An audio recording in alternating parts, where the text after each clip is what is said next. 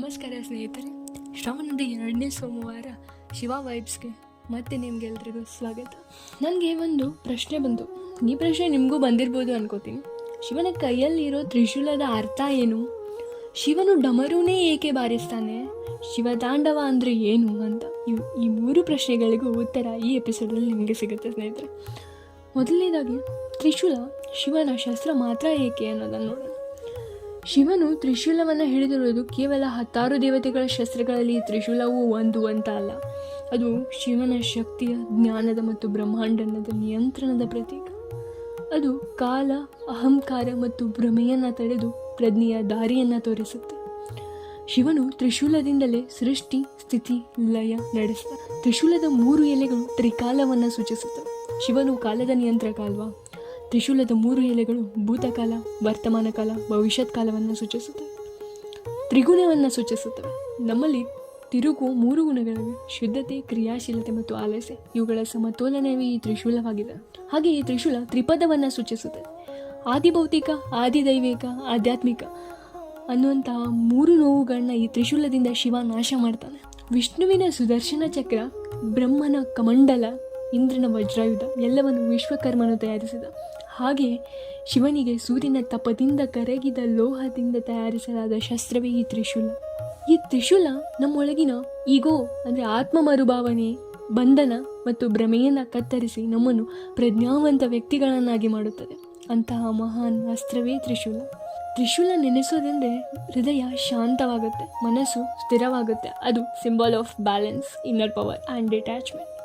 ತ್ರಿಶೂಲ ಕೇವಲ ಶಸ್ತ್ರ ಅಲ್ಲ, ಅದು ನಮ್ಮೊಳಗಿನ ಅಜ್ಞಾನ, ಅಹಂಕಾರ, ಅಸಹ್ಯವನ್ನು ಕಳೆದು ಹಾಕುವಂತಹ ದಿವ್ಯ ತತ್ವ. ತನು, ಮನ, ಜ್ಞಾನ ಈ 3ಗೂ ಸಮತೋಲನ ತರುವ ಶಕ್ತಿಯೇ ತ್ರಿಶೂಲ. ಎಂತಹ ಮಹಾನ್ ಆಯುಧ ಅಲ್ವಾ ತ್ರಿಶೂಲ ಅಂದರೆ. ಈಗ ಡಮರು ನೋಡೋಣ. ಡಮರು ಶಬ್ದದ ಮೂಲ. ಡಮರು ಅಂದರೆ ವಿಶ್ವದ ಮೊದಲ ಶಬ್ದ. ಶಿವನು ತಾಂಡವ ಮಾಡುವಾಗ ಡಮರುನ ನಾದದಿಂದ ಸೃಷ್ಟಿಯ ಮೊಟ್ಟ ಮೊದಲ ಧ್ವನಿ ಉಂಟಾಯಿತು. ಈ ನಾದದಿಂದಲೇ ವೇದಗಳ ಶಬ್ದವೂ ಬಂದಿದೆ ಅಂತ ನಂಬಿಕೆ. ಡಮರು ಬಾರಿಸೋದು ಒಂದು ಸಿಗ್ನಲ್.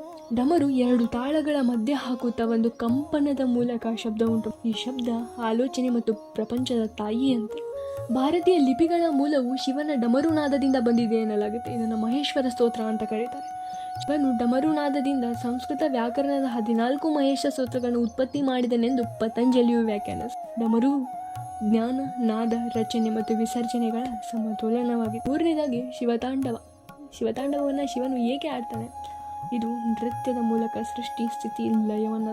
ಈ ತಾಂಡವ ನೃತ್ಯವನ್ನು ಶಿವನು ಮಾಡುವಾಗ ಭೂಮಿಗೆ ಬಲ, ಸ್ಪಂದನೆ ಮತ್ತು ಶಕ್ತಿಯ ಪ್ರವಾಹ ಹರಿದು ಬರುತ್ತೆ. ಇದನ್ನು cosmic dance of creation and destruction ಅಂತ ಹೆಸರಿಸ್ಬೋದು. ಶಿವತಾಂಡವದ 5 ಕಾರ್ಯಗಳು: ಸೃಷ್ಟಿ, ಸ್ಥಿತಿ, ಲಯ, ತಿರೋಭಾವ, ಅನುಗ್ರಹ. ಇವು ಶಿವನು ತಾಂಡವ ಮಾಡುವ ಸೂಚಕಗಳು.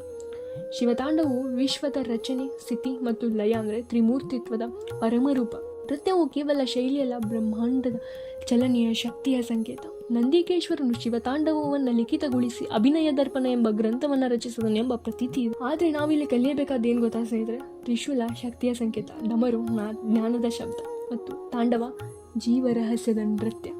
ಇವು 3 ಸೂಚಕಗಳ ಮೂಲಕ ಶಿವನು ನಮಗೆ ಬೋಧಿಸುತ್ತಿರುವುದು be still, be away, be transform. ನಿಮಗೂ ಇಷ್ಟವಾಗಿದೆ ಅನ್ಕೋತೀನಿ ಸ್ನೇಹಿತರೆ. ಶಿವ ವೈಬ್ಸ್ ಯೂಟ್ಯೂಬ್ ಚಾನಲ್ಗೆ ಸಬ್ಸ್ಕ್ರೈಬ್ ಮಾಡಿ, ಶೇರ್ ಮಾಡಿ. ಇದೇ ಶ್ರವಣ ಮಾಸ ಶಬ್ದದ ಮೂಲಕ ಶಿವನ ಸ್ಪರ್ಶ ಅನುಭವಿಸೋಣ. ಶ್ರಾವಣದ ಶುದ್ಧ ತಾಳಿನಲ್ಲಿ ಶಿವನ ಶಕ್ತಿ ಅರಿಯೋಣ. ಈ ಕತೆ ಇಷ್ಟ ಆಗಿದ್ರೆ ಓಂ ನಮಃ ಶಿವಾಯ ಎಂದು ಕಮೆಂಟ್ ಮಾಡಿ. ಧನ್ಯವಾದಗಳು.